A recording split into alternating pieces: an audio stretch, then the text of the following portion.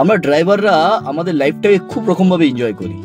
প্রতিটা মুহূর্তে নতুন নতুন প্যাসেঞ্জার, নতুন নতুন কাস্টমার, সবার লাইফে নতুন নতুন গল্প। সবাই কেউ আমাদের সঙ্গে গল্প করতে করতে যাচ্ছে, কেউ গাড়ির মধ্যে বসেই নিজের মনের মধ্যে অনেক কিছু ভেবে যাচ্ছে।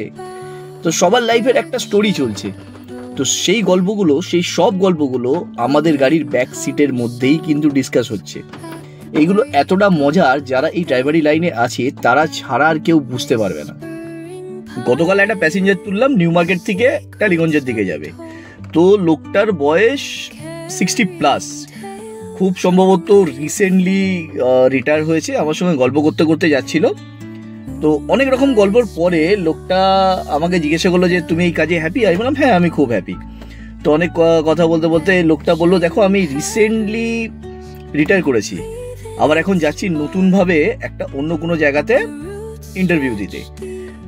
আমি বললাম যে আপনি যখন রিটায়ার করেছেন তাহলে আবার করে কেন ইন্টারভিউ দিয়ে চাকরির জন্য যাচ্ছেন? তো লোকটা বলল যে আমি রিটায়ার করেছি, আমার বউ বলছে এই লোকটা এবার রিটায়ার করেছে, ঘরের মধ্যে থাকবে, আমার হাড় মাস জ্বালিয়ে খাবে।